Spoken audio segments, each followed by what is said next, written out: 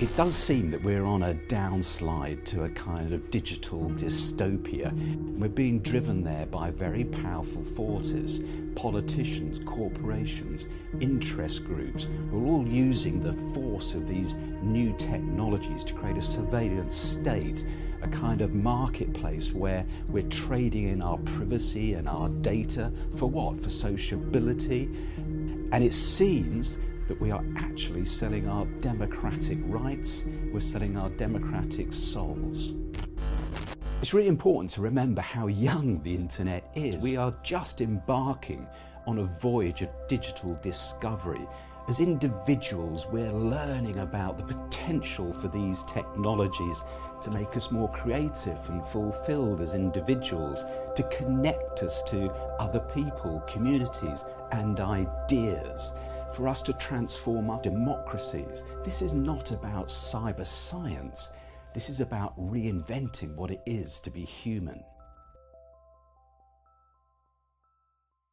The worst case scenario, I think, in 2035 would be our failure to address the major climate change issues around the world and how that would affect developing countries, which may not have the infrastructure to properly deal with rising sea levels or droughts that may affect their livelihood.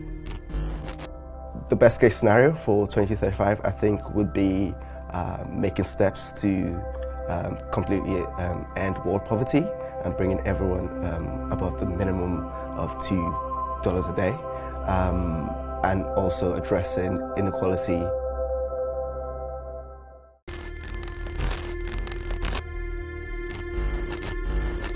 One of the things that worries me is that low-skilled jobs that are currently available, like Uber driving, store picker, shop attendant, bartender, are going to be automated. Possibly not fully, but enough that there will be not enough jobs for low-skilled individuals in the United Kingdom. My own research at the LSE looks into this. I look at the interaction between traditional policy levers and the automation of jobs. And what I find is that as minimum wage goes up, more jobs are likely to go. In particular, jobs that are currently automatable. So what we might worry about is that further down the road, that if this trend continues, that we will see a lot of individuals who don't have skills that are in demand in the economy out of work.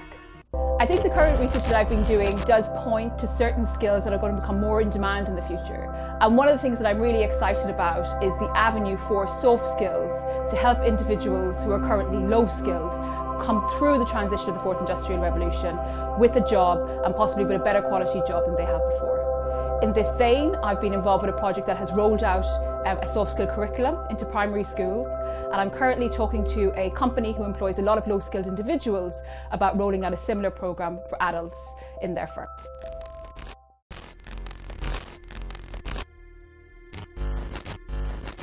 As inequalities grow increasingly unequal, that also is transforming our society to the point where the rich and poor live at greater social distance.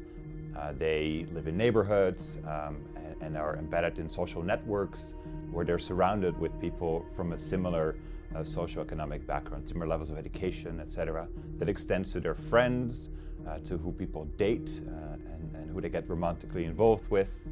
And from those positions of increasing sort of insulation, socioeconomically speaking, people have a warped perspective within those insular positions. People underestimate income inequality.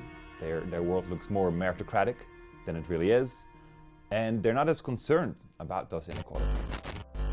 By 2035, rich and poor are interacting more across social class lines. Where you live, who your friends are, is no longer determined by how much money you have, what level of education you have. And from that, people can develop a more realistic and a more empathetic understanding of the plight of others. In the worst case, climate change catches up with us. In the very worst case, we see Pleistocene level fluctuations in the climate, and we better get really good at climate engineering. In a more probable, but also worst case scenario, climate change leads to places that are very livable today becoming unlivable, and places that are quite unlivable becoming more livable, and this leads to mass migration of people, and civilization is destabilized in our inability to deal with these masses of people moving to new places.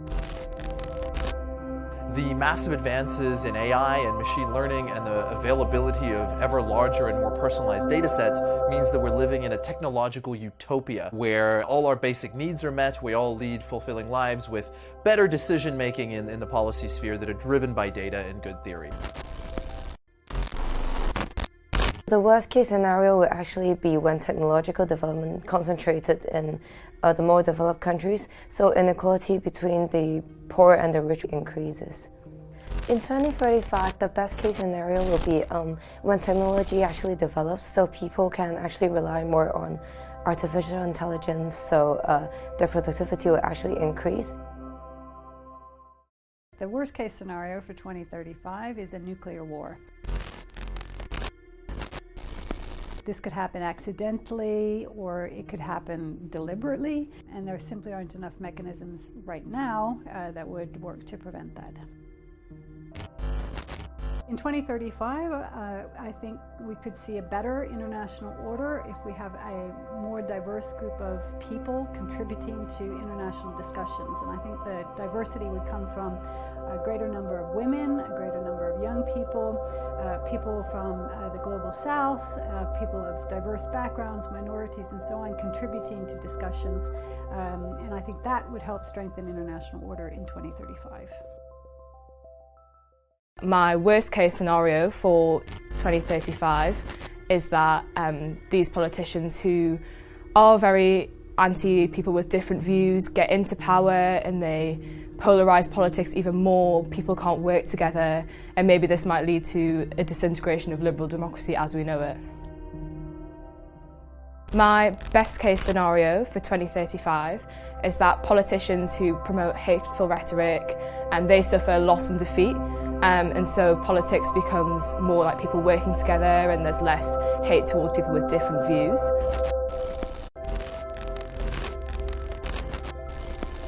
In 2035, the worst case scenario is a world in which political unrest and widespread populism leads to conflict throughout the world. The best case scenario is a world in which needless deaths stemming from the likes of malaria and diarrhea across the developing world is completely eradicated. In 2035, the worst case scenario would be no international cooperation.